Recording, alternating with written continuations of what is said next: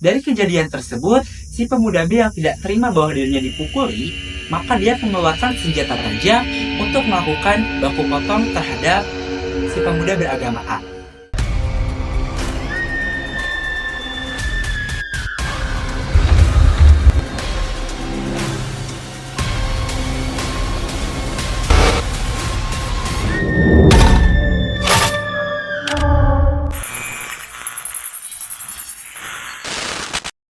Hi guys, it's Andra, Is Lira Is Indra. and welcome To Historical. Horror. Horroris. Baru-baru ini kita membahas mengenai konflik, kekerasan, dan perdamaian. Yang dimana setelah pembahasan tersebut, banyak dari Horroris yang mention kita untuk membahas mengenai tragedi yang terjadi di kota Ambon. Setelah kita baca-baca, riset, dan menonton video dokumenternya, ternyata sangat seram sekali kejadian tersebut. Bahkan dalam kejadian tersebut pun hampir menewaskan 5.000 nyawa. Kejadian tersebut merupakan sejarah yang terjadi di Indonesia, lebih tepatnya di kota Ambon. Untuk itu, don't smile and listen, langsung aja kita bahas. Jadi, pada tahun 1999 terjadi peperangan dalam negeri atau biasa disebut dengan perang antar saudara. Yang dimana dalam peperangan tersebut melibatkan dua agama. Salah satu dari agama tersebut berprofesi sebagai preman yang sudah terkenal di daerahnya, dan dari agama yang lain berprofesi sebagai supir angkot. Awal mula kejadian tersebut sebenarnya cukup sederhana, yaitu pertikaian antara kedua belah pihak. Pertikaian ini dimulai ketika pemuda beragama A ini malakin orang-orang yang berprofesi sebagai supir angkot. Nah, si pemuda beragama B ini merupakan salah satu korban yang juga dimintai oleh si pemuda beragama A tersebut. Gak terima dong bahwa penghasilannya terus-terus diporotin. Maka dari itu, si pemuda beragama B ini mencoba untuk melawan pemuda beragama A. Dari kejadian tersebut, si pemuda B yang tidak terima bahwa dirinya dipukuli, maka dia mengeluarkan senjata tajam untuk melakukan baku potong terhadap si pemuda beragama A. Merasa ketakutan, si pemuda beragama A tersebut lari ke pemukiman warga dan berteriak bahwa dia akan dibunuh oleh si pemuda beragama B. Nah, disitulah konflik mulai memanas. Karena sudah bawa-bawa agama nih. Sebelumnya, kalau misalkan tidak bawa-bawa agama, mereka juga tidak akan tahu bahwa pertikaian itu terjadi karena apa. Warga-warga yang bersama pemuda beragama A ini tersulut emosinya, kemudian menyerang pemukiman warga yang tinggal bersama pemuda beragama B. Disitulah mulai terjadi kerusuhan, karena rumah-rumah warga, seperti tempat ibadah juga, itu dibakar oleh warga-warga beragama A. Warga beragama B tidak terima dong bahwa rumah-rumahnya atau tempat ibadahnya yang selalu dipakai untuk bertuhan dibakar begitu saja. Lalu, warga di pemukiman B ini melakukan balas dendam ke pemukiman beragama A. Dari situ, yang awalnya pertikaian satu lawan satu menjadi banyak lawan banyak, melibatkan beberapa senjata seperti senjata tajam dan senjata api. Warga Ambon yang sebelumnya toleransinya sangat tinggi, kemudian terpecah belah karena kasus tersebut. Dari konflik yang berbau sara ini menyebabkan banyak sekali kerugian yang terjadi kepada warga-warga yang tinggal di daerah kota Ambon. Pada akhirnya, warga-warga yang merasa bahwa kejadian tersebut tidak saling menguntungkan satu sama lain, akhirnya mencoba untuk berdamai dengan keadaan. Hingga pada bulan Juli tahun 1999, di situ sedang panas-panasnya pemilu, menyebabkan terjadinya perpecahan kembali karena warga-warga yang bercermin dari kejadian sebelumnya ikut waspada dan mempersiapkan senjata-senjatanya kembali ke barangkali ada kejadian perang lanjutan.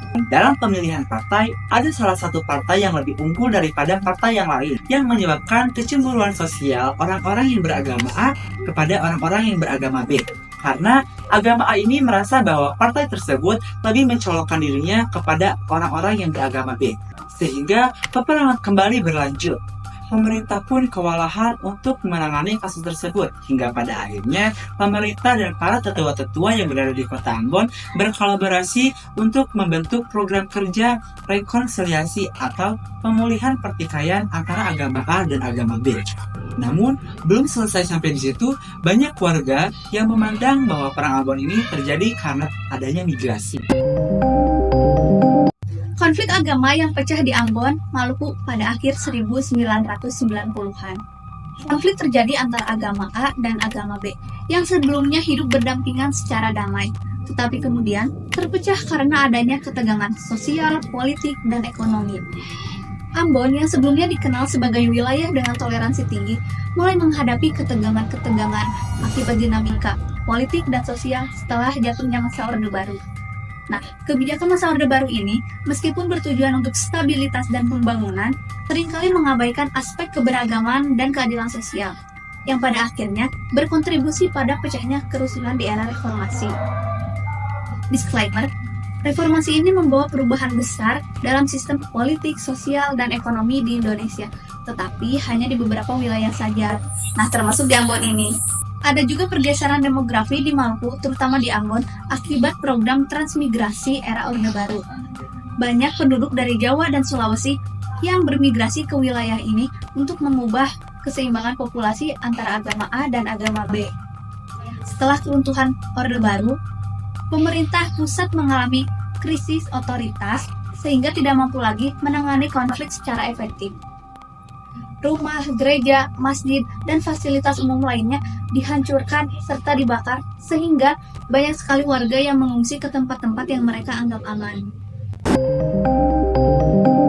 Asal dari konflik ini sebenarnya bukan dari dua orang yang bertikai, tetapi konflik ini sudah terjadi 2 bulan sebelumnya sebelum dua orang tersebut bertikai. Banyak yang menyatakan bahwasannya konflik ini terjadi karena adanya provokasi yang menyebarkan isu-isu seperti selembar kertas gelap, telepon gelap, dan lain-lain. Banyak juga warga Ambon yang mengaku mereka baru saja melihat sekelompok orang yang sangat aneh. Bahkan sampai mereka tidak mengenali wajah-wajah dari orang-orang tersebut. Ciri-ciri dari orang tersebut adalah menggunakan ikat kepala berwarna putih di daerah Batu Merah dan juga ikat kepala warna merah di sekitaran Gereja Silus. Kemunculan orang-orang tersebut menjadi pertanyaan bagi warga Ambon. Siapa mereka? Apa tujuan mereka? Dan apa yang mereka mau? Dan para warga pun berspekulasi bahwasannya perang di Ambon telah disetir dan disetting. Lalu terdapat juga banyak kejanggalan seperti menggunakan sniper, menggunakan HT, dan lain-lain. Hal ini memicu banyaknya pertanyaan dari warga Ambon. Masa sih ada orang yang menggunakan senjata api di daerah kampung? Di saat pembakaran rumah terjadi, itu sebenarnya belum terjadi. Tetapi ada provokasi yang menyatakan adanya adu domba. Lalu provokator ini memiliki beberapa hasutan seperti mending kamu ikut saya aja deh daripada kamu mati konyol kayak mereka. Dan juga ada provokator yang menyebarkan isu bahwasannya kita harus anti BBM. Apa itu BBM? BBM adalah singkatan dari Bugis, Buton, dan Makassar. Jadi mereka seperti ingin menghapuskan suku-suku tersebut di Ambon. Perang ini pun merugikan warga Ambon itu sendiri, yang dimana kasus ini menjadi pelajaran bagi mereka semua untuk tidak mempercayai lagi hasutan yang terlontar dari mulut-mulut provokator. Nah, jadi kita jangan heran lagi ya kalau lihat warga-warga Ambon menjadi sangat kompak karena mereka telah melalui perang berdarah antar saudara. Nah, itu tadi pembahasan kita mengenai tragedi berdarah Ambon. Gimana nih menurut teman-teman sekalian? Terima kasih sudah menonton and see you next time.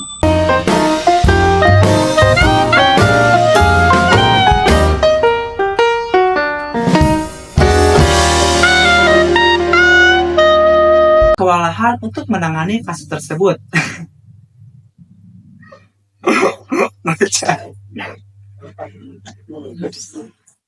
Dengan toleransi tinggi, mulai menghadapi ketegangan-ketegangan akibat. Siapa yang lagi? Tadi kayak ini ulang lagi soalnya suara si Indra. Apa tujuan mereka? Dan apa yang mereka mau dari kamu? Cina anggerin. Makanya jelas sih sampai video.